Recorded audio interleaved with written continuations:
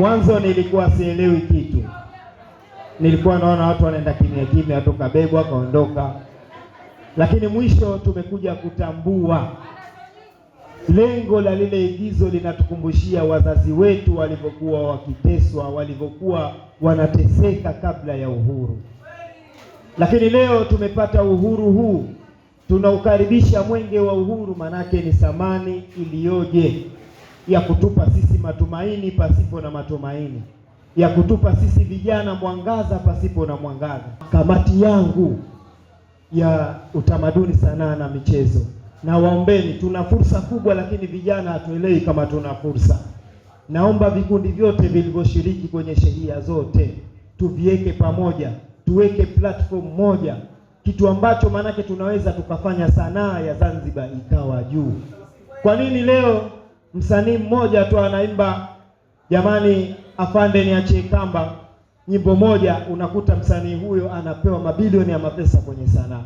Leo wasanii wetu wanafanya filamu hapa, kina Mr. Mudi tunao, ambaye ni moja katika polisi jamii. Tuna wasanii wetu wanafanya vitu vizuri. Kwa nini na sisi iko siku tusitembelee angalau ile Haria, tukaweka wasanii wetu wa wilaya ya mjini wanatembelea Haria? Kwa hiyo platform hiyo tutaishika na tutaikamata, na naibu waziri wa michezo tunaye katupa maagizo hayo kwenye wilaya yetu, na tunatambana. Kwa kweli tutawaheshimisha wasanii na mtajiona kweli sisi tuko kwenye sanaa. Siku tukenda kuperform igizo kama hili mbele ya Mheshimiwa Rais, basi tuhakikishe tuna vivazi kweli vya asili na sio mapolo.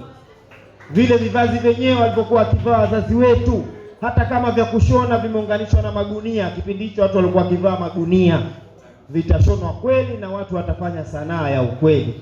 Nadhani kwa hili Amani mumeliheshimisha kwenye sanaa. Baraza la vijana lipo kwa ajili yetu, na Mheshimiwa Rais katuona sisi vijana akatuungia wizara yetu. Kwa hiyo hatuna budi na sisi kumuunga mkono kwa kuhamasisha vijana kujiunga katika mabaraza ya vijana ili kuweza kujikomboa na fursa mbalimbali, kujikwamua kiuchumi. Napenda kukumbusha kwamba tarehe 6 mwezi wa 4 tuna jambo letu kama lilivyowasilishwa igizo kwamba tarehe 6 mwezi wa 4 kutakuwa na mwenge wa uhuru, ambao igizo letu fupi nalo limetuashiria na limetupa ujumbe kwamba mwenge wa uhuru umekuja kuleta matumaini pasipo matumaini, lakini upendo, umoja na ushikamano.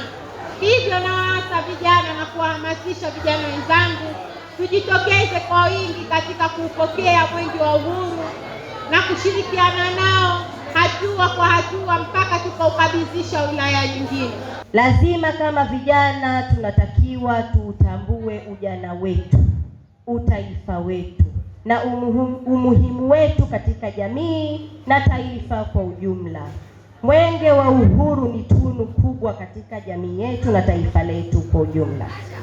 Mwenge wa uhuru humulika sehemu ambapo hapana amani, huleta amani. Sehemu ambapo hapana matumaini, huleta matumaini. Lakini upendo sehemu ambapo hapana upendo. Vijana tupendane, vijana tusemeane. Zinapokuja fursa, mpeleke mwenzio.